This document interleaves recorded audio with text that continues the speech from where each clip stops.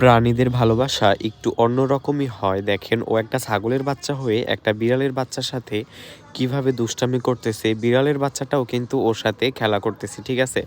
তো যেহেতু ছাগলের বাচ্চাটা একা হইছে, এইজন্য ওর খেলার কেউ নাই। যার কারণে হচ্ছে ও আমাদের এই বিড়ালের বাচ্চা ২ টার সাথে অল টাইম, মানে ২ দিন যাবৎ দেখতেছি যে খেলা করে। ওর বয়স তো ৫ দিন। ২ দিন একটু কম দৌড়াদৌড়ি করছে। এখন যেহেতু একটু বড় হইছে, তো যার কারণে ও হচ্ছে এই বিড়ালের বাচ্চাগুলোর সাথে একটু দুষ্টামি করতেছে, খেলা করতেছে, ওর সময়টা কাটাইতেছে। তো জিনিসটা আসলেই ভালো লাগার মতো। যেখানে মানুষ হচ্ছে মানুষের সবচেয়ে বড় শত্রুও বলা যায়। কারণ মানুষ মানুষের অনেক ক্ষতি করে, ঠিক আছে? আর মানুষ হচ্ছে প্রাণীরও ক্ষতি করে। কিছুদিন আগে তো একটা বিড়ালকে আগুনে পুড়ায়া মাইরা ফেলছে। তারপর একটা কুকুরের বাচ্চাকে আরকি আ বস্তা ভরে পানিতে ফেলে দিচ্ছে, কয়েকটা কুকুরের বাচ্চাকে। তো দেখেন, প্রাণীদের ভালোবাসা কত সুন্দর, যেই ভালোবাসাটা মানুষের ভিতরেও নাই, ঠিক আছে?